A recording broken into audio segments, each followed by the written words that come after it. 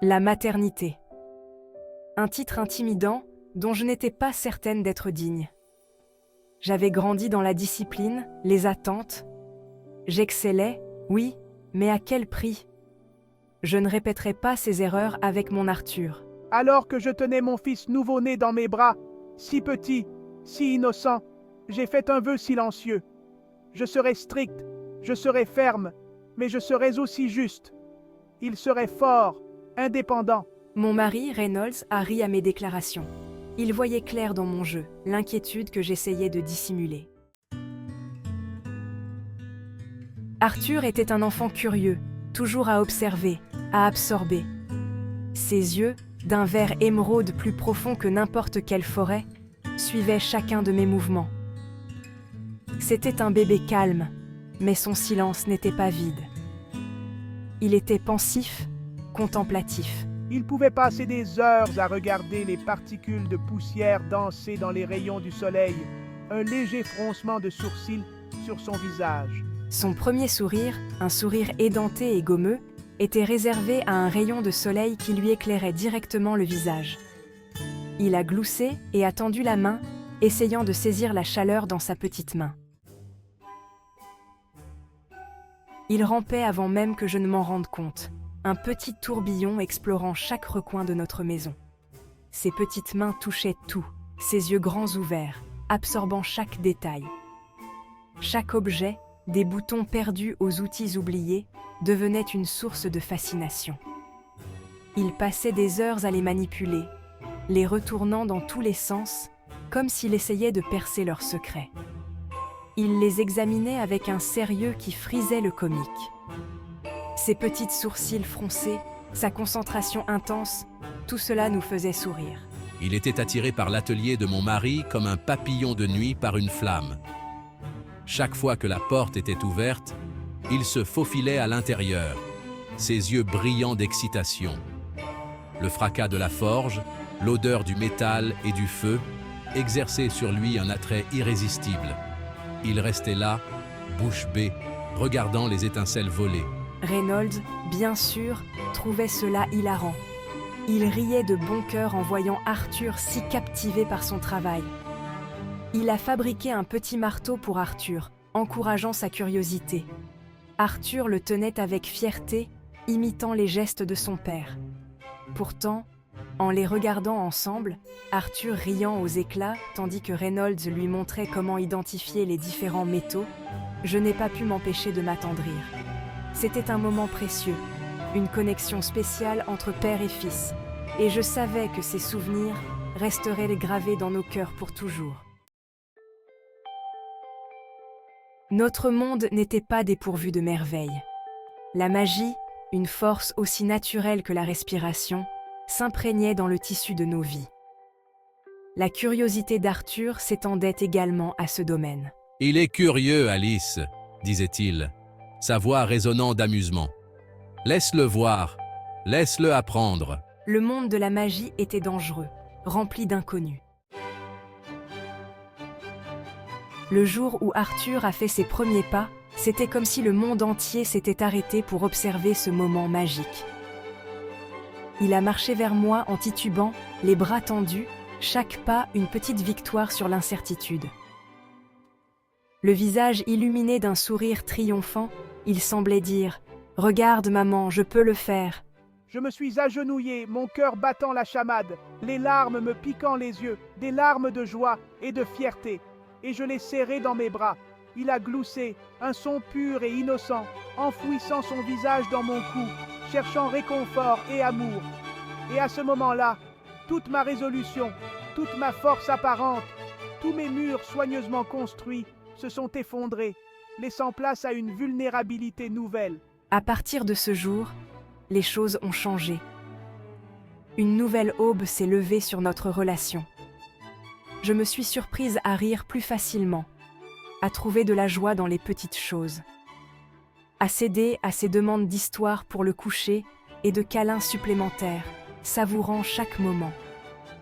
La peur était toujours là, tapie dans l'ombre, prête à surgir, mais elle ne me contrôlait plus.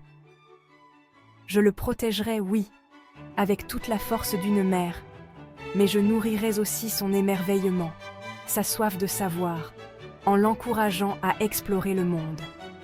Son cœur bon et doux serait mon guide, et ensemble, nous construirions un avenir rempli de promesses.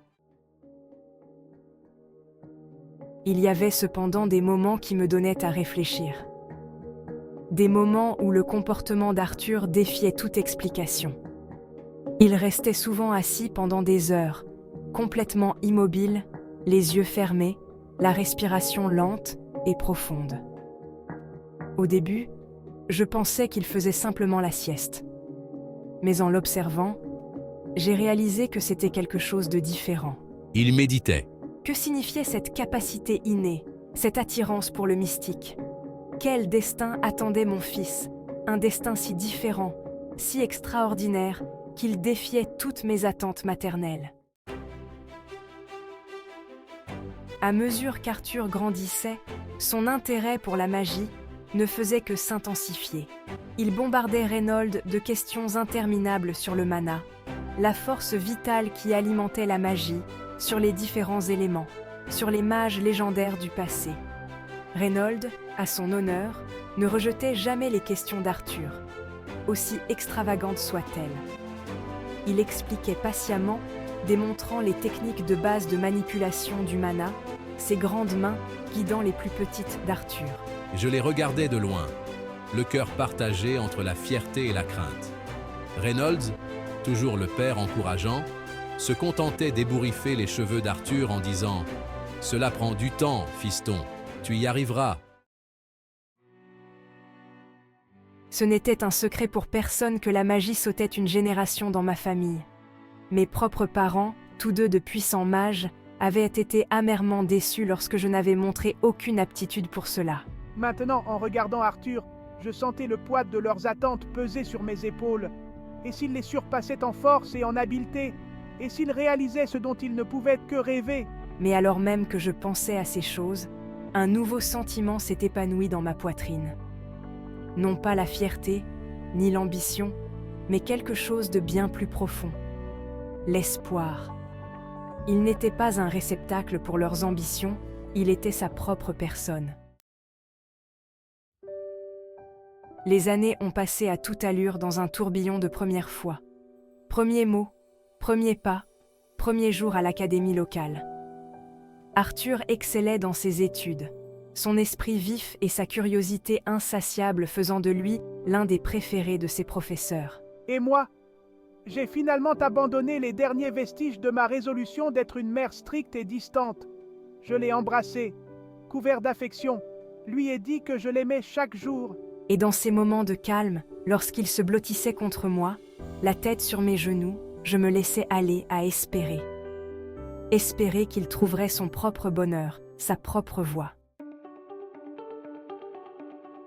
Même à un jeune âge, Arthur possédait une détermination tranquille qui m'impressionnait et m'inquiétait à la fois. Il ne reculait jamais devant un défi, s'attaquant à chaque obstacle avec une concentration qui dépassait son âge.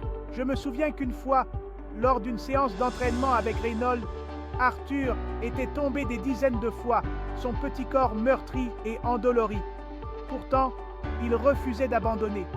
Il se relevait, encore et encore, les yeux brûlants d'une résolution farouche. C'est là que j'ai réalisé que cette force, cet esprit inébranlable, venaient de l'intérieur. Et à ce moment-là, j'ai su avec la certitude inébranlable d'une mère qu'il s'en sortirait. Il trébuche, sa concentration brisée, et une expression de frustration traverse son visage. C'est un moment difficile pour lui, un instant où l'échec semble peser lourdement sur ses petites épaules. Il prend une grande inspiration, ferme les yeux et essaie à nouveau. La détermination dans ses yeux est palpable, une force silencieuse qui le pousse à continuer malgré les obstacles. Cette fois, le mana répond, tourbillonnant autour de lui dans un vibrant spectacle de vert émeraude.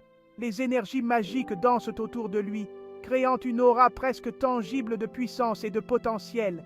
Il rit, un son de pure joie, et mon cœur se gonfle d'un amour si puissant qu'il menace d'éclater.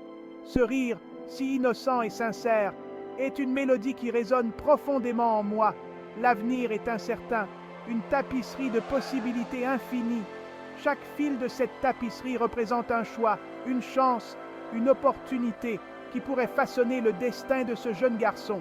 Alors que je le regarde maintenant, en train de s'entraîner à la manipulation du mana dans le jardin, un léger sourire se dessine sur mes lèvres. Je suis rempli de fierté et d'espoir pour ce qu'il pourrait devenir. Le soleil se couche, enveloppant le monde d'une lumière dorée et chaleureuse. Chaque coucher de soleil est un rappel de la beauté et de la fugacité du temps. Arthur est une silhouette se découpant sur les derniers rayons, sa petite main bougeant avec une grâce et une précision qui me coupent le souffle. Dans ce moment, il semble presque intemporel, une figure de promesse et de potentiel infini.